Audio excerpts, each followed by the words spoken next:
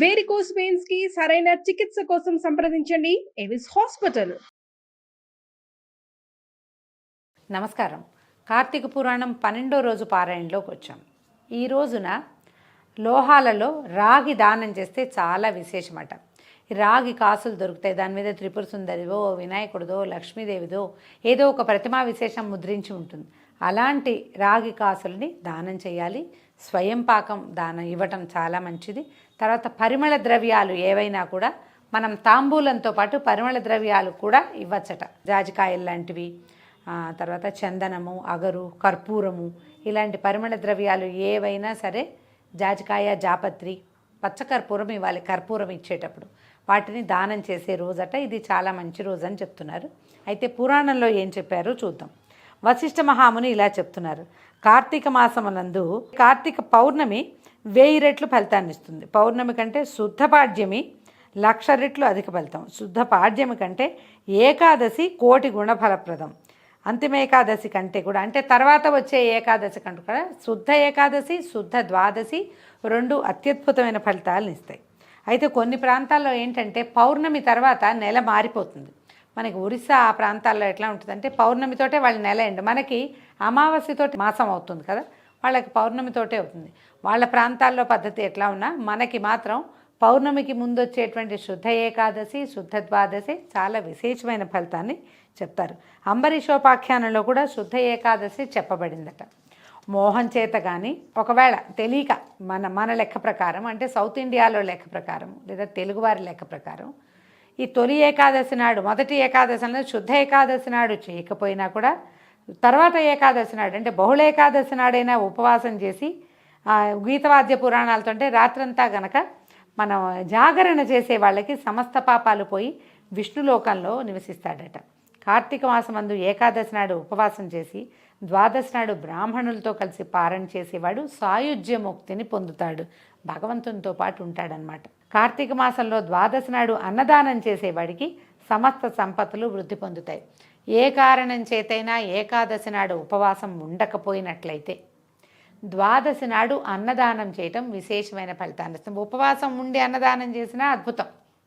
ఒకవేళ ఉపవాసం చేయలేని వాళ్ళు, అనారోగ్యస్తులు, మాత్రలు వేసుకోవాల్సిన వాళ్ళు, అన్నం లేనిదే ఉండలేని వాళ్ళు, పెద్దవాళ్ళు, ఇలా పెద్ద వృద్ధులు కూడా ఉంటారు కదా, వీళ్ళు ద్వాదశి నాడు గనక అన్నదానం చేస్తే అద్భుతమైన ఫలితం లభిస్తుంది. సూర్యగ్రహణం అందు గంగా తీరంన 1,000,000 బ్రాహ్మణులకు భోజనం పెట్టిన పుణ్యము ద్వాదశి నాడు ఒక బ్రాహ్మణుడికి అన్నం పెడితేనే లభిస్తుందట. 1000 గ్రహణాలు, 10,000 వ్యతిపాత యోగాలు, 1,00,000 అమావాస్యలు కలిపి ద్వాదశి వ్రత ఫలితానికి 16వ వంతుకు కూడా చాలవు.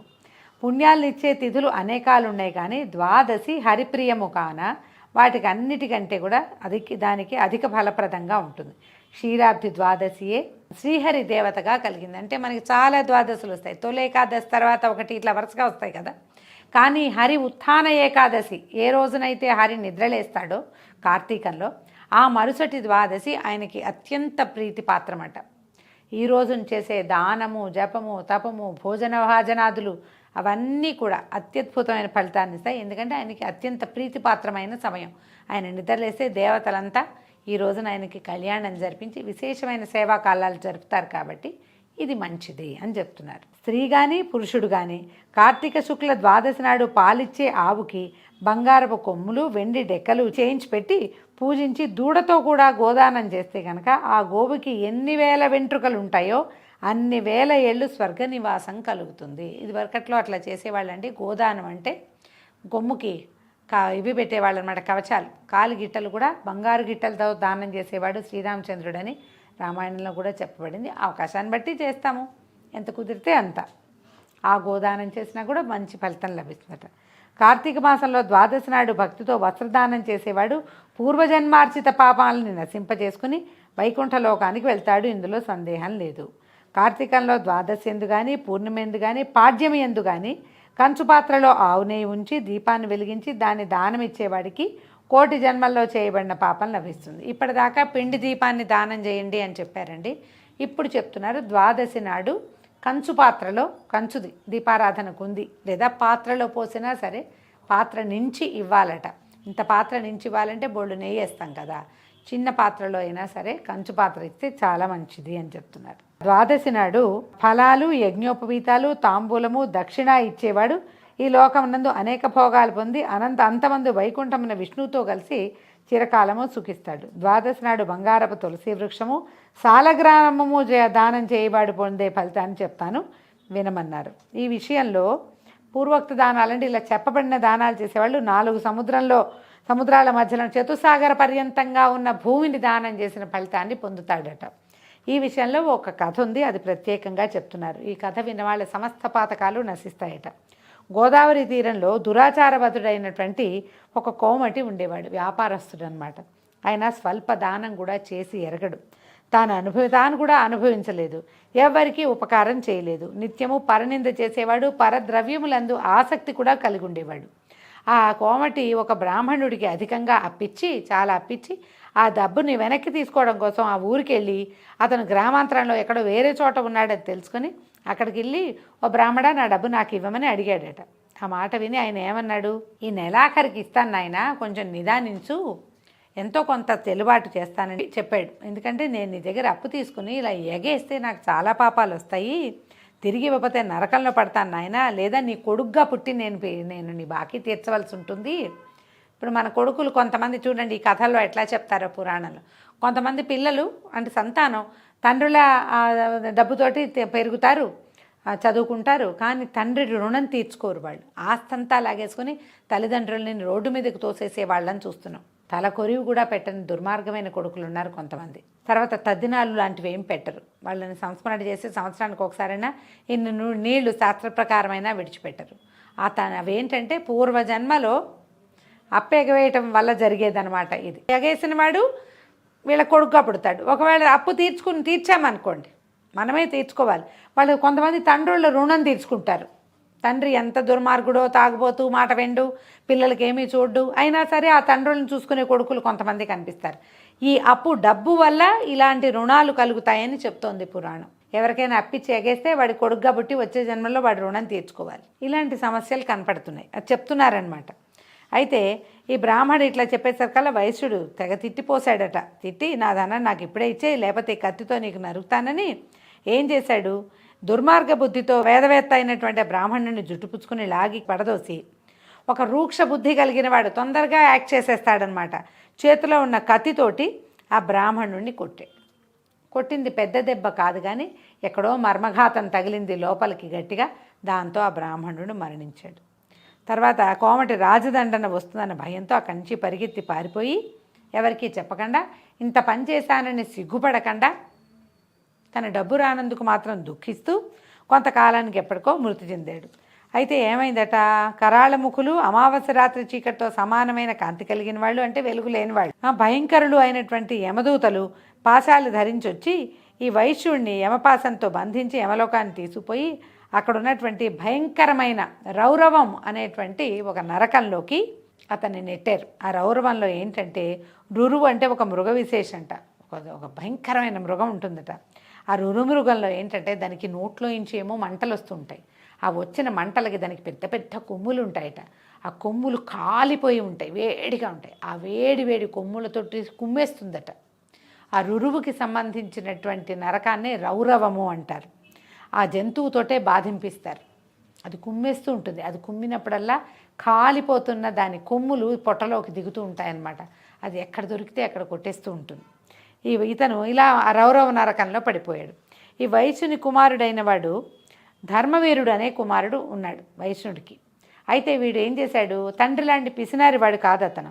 తండ్రి సంపాదించిన ధనంతో నూతులు తవ్వించి, తోటలు వేయించి, చెరువులు తవ్వించి, చిన్న చిన్న నదులకి వంతెనలు, ఆనకట్టలు కూడా కట్టించి, ఉపనయనాలు, వివాహాలు చేయిస్తూ, యజ్ఞాలను కూడా చేయిస్తూ, నిత్యం బ్రాహ్మణులకి అన్నదానం చేస్తూ, అన్ని జాతుల వారికి, ఆకలి కలిగిన వారికి అన్నం పెడుతూ నిత్యము ధర్మాల్ని చేస్తూ ఉండేవాడు. ఇక్కడ మనం ఎప్పుడు కూడా పురాణంలో దానం, బ్రాహ్మణుడికి భోజనం, బ్రాహ్మణుడికి వాయన దానం, బ్రాహ్మణుడికి స్వయం పాకం అని చెప్పబడుతోంది. కానీ చాలా చోట్ల ఆకొన్న వాడికి అన్నం పెట్టండి అనే వాక్యాలు చెప్పబడతాయండి. కేవలం బ్రాహ్మణులకి చేస్తేనే దానంగా భావించద్దు. ఆకలిగా ఉన్నవాడికి పట్టెడన్నం, ఆ పూటకి వాడికి ఆకలి, వాడి ఆత్మారాముడు శాంతిస్తే ఆ పొట్టలో ఉన్నటువంటి అగ్ని శాంతించబడితే పుణ్యంగానే అవుతుంది. అది కూడా దానంగానే చెప్పబడుతుంది.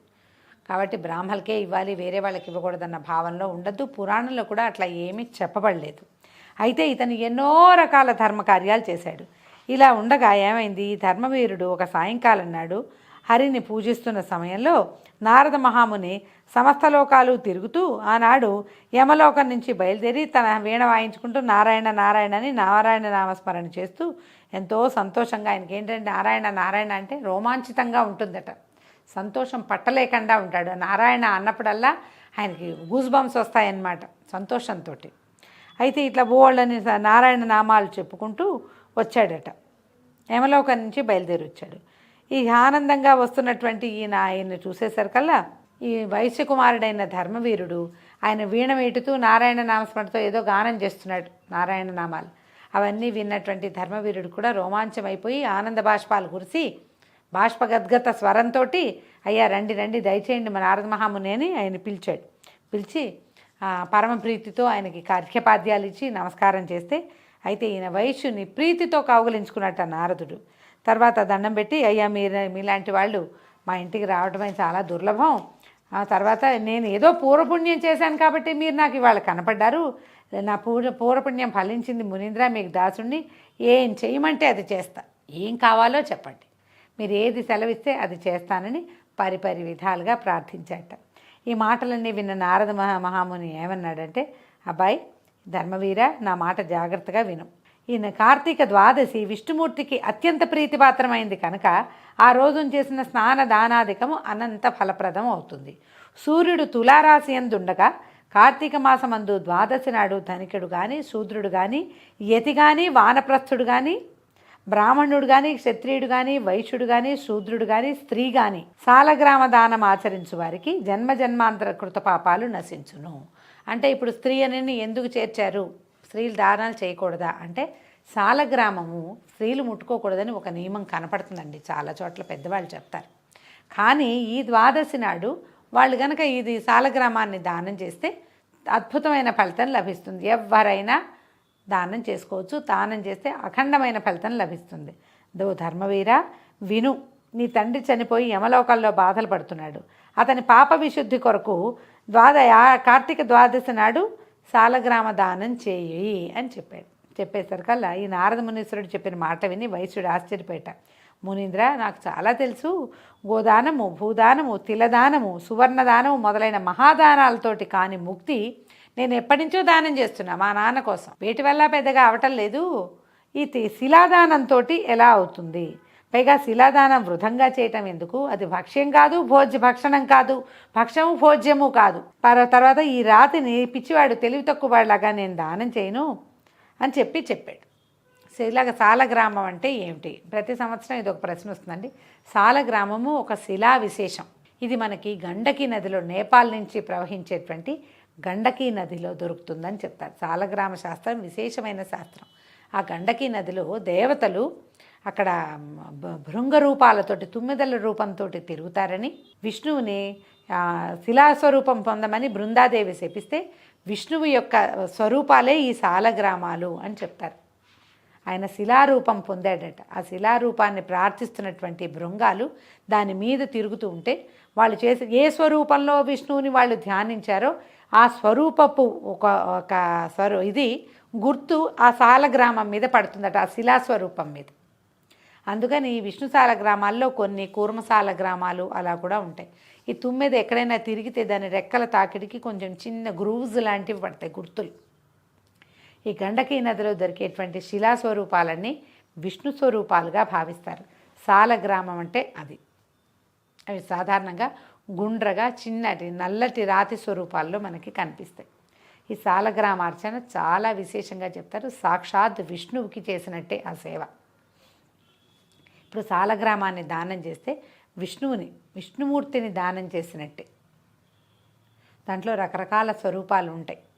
ఒక్కొక్క అంటే దశావతారాల్లో ఒక్కొక్క రూపం కూడా దాని మీద ఏర్పడుతుంది. చిన్న హోల్ ఉండి దానికి ఒక బంగారపు రంగు కనపడుతుంది. ఆ హోల్లో చాలా చిన్న సూక్ష్మమైన రంధ్రాలు కూడా ఏర్పడతాయి. ఇది నేపాల్ వైపు నుంచి మనకి దొరుకుతాయి. మనకి దేవాలయాల్లో కనిపిస్తాయి. మనకి వెంకటేశ్వర స్వామికి సాలగ్రామ మాల ఉంది. కొన్ని దేవాలయాల్లో మనకి మీరు గమనించండి, విష్ణు ఆలయాల్లో యువతల ఒక పళ్ళె నిండా ఇట్లా రాళ్ళు చిన్న చిన్నవి గుండ్రటివి పెట్టి కనబడతాయి, శిలాస్వరూపాలు. అవి సాక్షాత్తు సాలగ్రామాలే. వైష్ణవారాధన క్రమంలో సాలగ్రామార్చన చాలా విశేషమైనది. విష్ణువుని ఆరాధించినట్టే, అంటే స్వరూపుడైన విష్ణువుని ఆరాధించినట్టే అని చెప్తారు. సాలగ్రామ తీర్థం కూడా చాలా విశేషమైనది. అభిషేకం చేసిన తెలం ఎలా మనం లింగాభిషేకం చేసి తీర్థం తీసుకుంటామో, సాలగ్రామార్చన చేసి తులసితోటి సాలగ్రామాన్ని అర్చించి ఆ తీర్థాన్ని తీసుకుంటే ముక్తి లభిస్తుందని చెప్తారు. ఆ సాలగ్రామాన్ని దానం చేయమంటే, ఇది శిల కదా, శిలాదానం వల్ల ఏమవుతుంది, తిల్లలు దానం చేస్తే తింటారు, సువర్ణం దానం చేస్తే బంగారాన్ని ధరిస్తారు, లేదా అమ్ముకొని ఏదైనా భక్ష్యభోజ్య పానీయాలు ఏదో సంపాదించుకుంటారు. శిలనే దానం చేయటం వల్ల ఏం లభిస్తుందని ధర్మవీరుడు ససేమిరా అన్నట్టు. ఇంకేదైనా చెప్పు చేస్తా, శిలాదానం వల్ల వచ్చే ప్రయోజనం లేదు, నాకేమీ వస్తుందో నాకు తెలీదు, అవతల వాడికి ఇచ్చిన వాళ్ళకి ఉపయోగపడాలి కదా, ఏమీ ఉపయోగపడదు కాబట్టి నేను చేయనన్నాడు.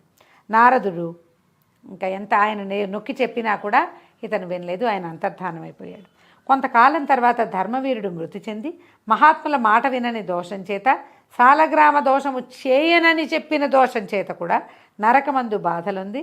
తర్వాత 3 సార్లు వ్యాఘ్రంగా అంటే పులిగా జన్మించి, తర్వాత 3 సార్లు కోతిగా పుట్టి, దాని తర్వాత 5 సార్లు వృషభంగా మళ్ళీ పుట్టి, తర్వాత 10 మార్లు స్త్రీగా జన్మించి గతభర్తయ్యై వైధవ్యాన్ని పొంది ఉన్నాడు. స్త్రీగా జన్మిస్తే ఏం తప్పండి, తప్పేమీ లేదు. కానీ ఆ కాలంలో స్త్రీలకు అన్ని అధికారాలు లేవు. పైగా భర్తలు గతించిన వాళ్ళకి చాలా రకాలవి చేసుకునేందుకు, ధర్మం ఆచరించేందుకు అవకాశం ఉండేది కాదు. పూజా పునస్కారం చేసుకునేవాళ్ళు, పూజలు చేసుకునేవాళ్ళు, కానీ ఎక్కువ ధర్మాధికారం లభించేది కాదు. గత భర్తగా వైధవ్యాన్ని పొంది ఉన్నాడట. ఇలా 10 జన్మలు గడిచిన తర్వాత 11వ జన్మ ముందు ఒక యాచకుని కుమార్తెగా జన్మించాడు. తర్వాత కొంతకాలానికి యవనం రాగానే తండ్రి తగిన వరుడికిచ్చి వివాహం చేశాడు. కానీ పూర్వకర్మ వల్ల ఆ వరుడు అప్పుడే మరణించాడట. దాన్ని చూసి ఆ చనిపోయినటువంటి అల్లుని బంధువులందరూ వచ్చి ఇలా వైధవ్యం కారణం ఏమిటి అనేసరికల్లా అప్పుడు ఇతను బాగా ఆలోచించుకుని ఆ అమ్మాయి యొక్క జాతక విశేషం అంతా చూసి కుమార్తె యొక్క తన కూతురు యొక్క పూర్వ పుణ్యము పూర్వ పాపాన్ని తెలియజేశాడట. ఇలా చెప్పి ఈయన ఏం చేశాడు, అప్పుడు కార్తీక మాసం అవటం వల్ల కూతురు యొక్క పాపముల నాశం కోసం జన్మాంతరార్జిత పాపనాశన సమర్థమైనటువంటి సాలగ్రామ దానాన్ని కార్తీక సోమవారం నందు వేదాంతవేత్త అయినటువంటి ఒక బ్రాహ్మణుడికి దానం చేశాడు. ఆ రోజు సోమవారం అవటం వాళ్ళ అదృష్టం. పూర్వజన్మార్జిత పాపాన్ని కూడా హరించేది ఏమిటంటే కార్తీక మాసంలో సాలగ్రామ దానం చేయటం. ఇది మనం కొత్తదే కొని దానం చేయవలసిన ఇది కూడా లేదండి. పురోహితులు ఎవరికైనా కనుక చెప్తే వాళ్ళు సాంగంగా సాలగ్రామాన్ని మనకిచ్చి మన చేత దానాన్ని స్వీకరించి కూడా మనకి దాన ఫలితం అందేలాగా చేస్తారు. అలాంటి విధి కూడా మనకు కనిపిస్తుంది. ఈ సాలగ్రామ శిలాదాన మహిమ చేత కూతురి భర్త తిరిగి జీవించాడు. తర్వాత దంపతులిద్దరూ సుఖంగా చిరకాలం ఉండి స్వర్గానికి పోయి, అందు బహుకాలంలో చాలా కాలం స్వర్గంలో ఉండి తిరిగి భూమి అందు జన్మించి బ్రాహ్మణుడిగా పుట్టాడు. అయితే పూర్వ పుణ్యం చేత అతనికి జ్ఞానోదయం అయిందట. ప్రతి సంవత్సరం నందు అతను ఏం చేసేవాడు, కార్తీక సోమవారాన సాలగ్రామ శిలాదానం చేసి ఆ పుణ్యంతో మోక్ష సామ్రాజ్య పదవిని పొందాడు. రౌరవ నరకం అందున్నటువంటి వాని తండ్రి కూడా సాలగ్రామ దాన మహిమ చేత ముక్తుడయ్యాడు. కాబట్టి జనక మహారాజా, కార్తీకమందు సాలగ్రామ దానము చేత హరి సంతోషించును, అందులో ఎటువంటి సందేహము లేదు. పాపకర్ములు, కోటి జన్మలలో చేసిన పాతకములు, కార్తీక శుద్ధ ఏకాదశి నాడు ఉపవాసము, ద్వాదశి నాడు సాలగ్రామ దానాదుల చేత పోగొట్టుకోగలుగుతారు. కార్తీక మాసమందు సాలగ్రామ దానం వల్ల సమస్త పాపాలు నశిస్తాయి. ఇది ముఖ్యమైన ప్రాయశ్చిత్తము, ఇంతకంటే వేరే ప్రాయశ్చిత్తం లేదు, ఇందుకు సందేహం లేదు అని చెప్పాడు. దీంతో 12వ రోజు పారాయణ పూర్తయిందండి. రేపు ఉదయం 13వ రోజు పారాయణతోటి మళ్ళీ కలుసుకుందాం. నమస్కారం.